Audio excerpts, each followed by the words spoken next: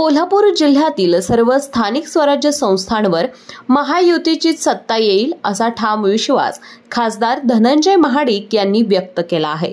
नागदेववाडी परिसरातील जिल्हा परिषद कॉलनी येथे भारतरत्न डॉक्टर बाबासाहेब आंबेडकर सामाजिक विकास योजनेअंतर्गत 85 लाख रुपयांच्या हायमास्ट सोलर लाईट योजनेच्या भूमिपूजन प्रसंगी ते बोलत होते।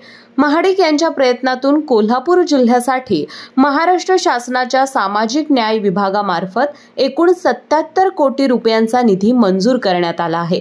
त्यातील 85 लाख रुपयांचा निधी करवीर तालुक्यातील नागदेववाडी परिसरासाठी मंजूर झाला असून या निधीतून 17 ठिकाणी हायमास्ट सोलर लाईट उभारण्यात येणार आहेत।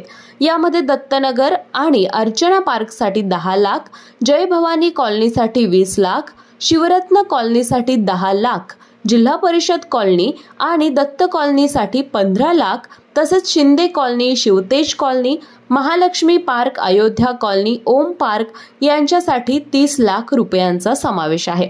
या कार्यक्रमात आमदार चंद्रदीप नरके, अर्चना चॅरिटेबल ट्रस्टचे अध्यक्ष राजेंद्र दिवसे, BK जाधव यांची उपस्थिती होती।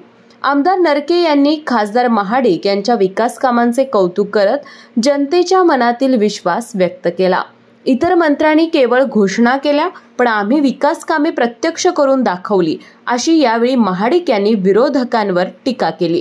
त्यांनी पंतप्रधान नरेंद्र मोदी यांचे कोल्हापूर जिल्ह्याला दिलेल्या निधीसाठी आभार मानले।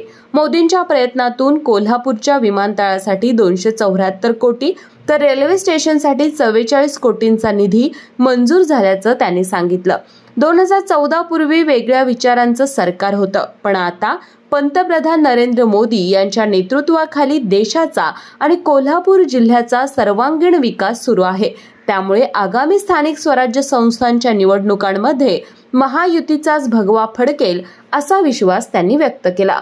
यावेळी सरपंच अमृता पोवार, अनंत खोपडे, समीर पोवार, विनय पाटील, रवींद्र पोतदार, सगुणा बाटे, विश्वास निगडे, मोहन कांबळे, दत्तात्रय आवळे, किशोर मुसळे, महिला वर्ग आणि नागरिक मोठ्या संख्येने उपस्थित होते।